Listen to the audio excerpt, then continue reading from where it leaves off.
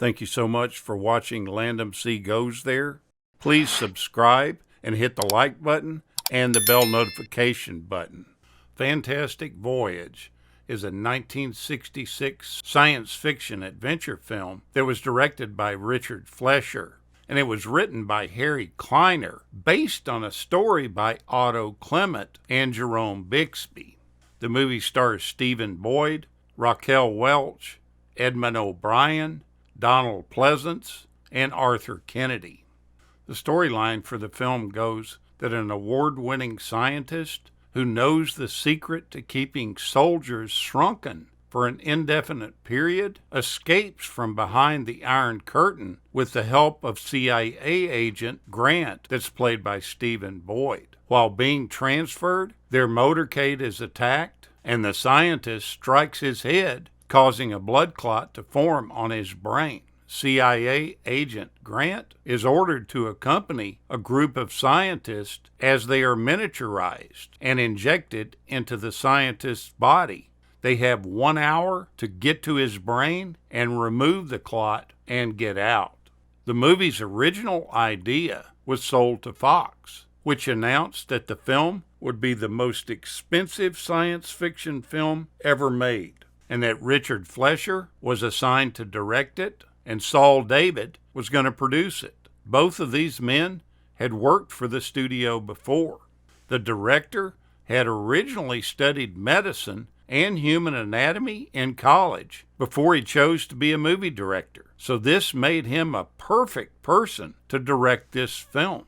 The budget was originally set at $5 million. Then the film shot up to $6 million. $3 million of which went into the sets alone, and $1 million was used for test footage. The Proteus, which is the submarine that they use to travel around inside the scientist, was constructed as a full-size set piece that was 42 feet long.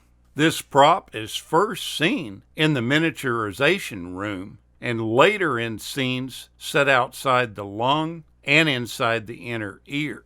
The full-size Proteus mock-up contained all the interior sets that the actors are seen in that need to represent the interior of the sub. It was devised in such a way that entire sections could be pulled apart so that cameras could get in there to film where they needed to in the interiors. The sub was also constructed in miniature, including a large miniature that was around 5 feet in length, so that it could be flown around on wires in the sets that represented them being inside the human body. The heart and brain sets were built to accommodate the 5-foot miniature, and they filled an entire sound stage on the Fox lot. This filming was done with what was called a dry for wet setting, with floating blob-shaped elements meant to be blood cells filmed separately and composited over the footage. They also had a smaller 18-inch miniature of the Proteus for a scene of the submarine bursting through an arterial wall. A very tiny Proteus miniature, which was just a few inches in length, was made for the miniaturization sequence to show the ship being picked up by a precision handling device and dropped in a large glass cylinder, which was then miniaturized to become part of a syringe that would inject the Proteus into the brain-injured scientist. The scenes of the crew members swimming outside of the sub were shot on these dry sound stages with the actors suspended from wires. There was some real additional hazard involved in doing this because to avoid reflections from the metal wires, they were washed in acid to roughen them so that they wouldn't be visible to the camera.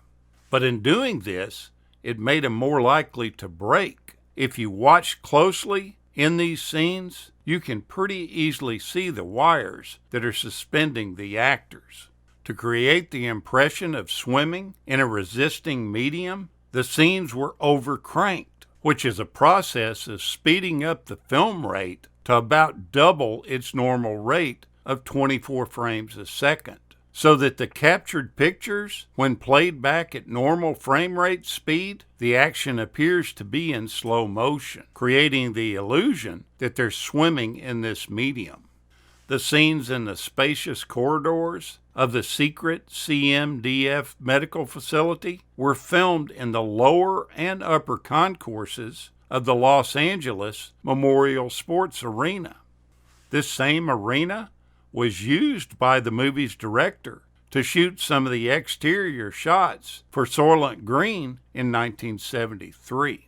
The original on-screen prologue, appearing immediately after the opening 20th Century Fox logo, reads in the following way: "This film will take you where no one else has ever been before. No eyewitness has actually seen what you are about to see.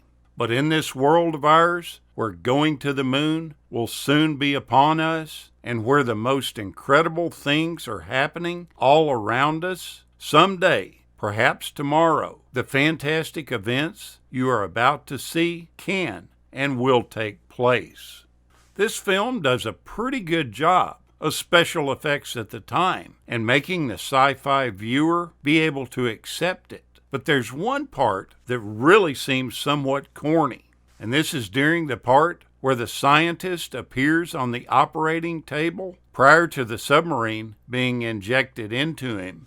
You're immediately hit with these scanners that are dinky and look like plastic radar devices that are jerking all over the place. Most of the people, when they viewed this on the screen, started laughing out loud. It's pretty obvious that this is really fakery at its poorest. Now, in filming the scene where the other crew members remove attacking antibodies from Raquel Welch for the first time, the director allowed the actors to grab what they pleased when they filmed the first shot. He told them initially to avoid removing them from Raquel's breast. And in doing so, the end result was somewhat of a Las Vegas showgirl effect. He told the actors on the second take that it would be okay to grab where they needed to, and every one of the cast went for her breast, which made this cut unusable too. Finally, the director realized that he was going to have to choreograph the entire scene and tell them where to remove things and where not to.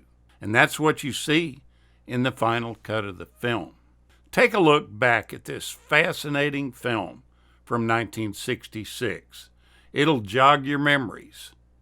Thank you so much for watching, and we'll continue to chase the classics.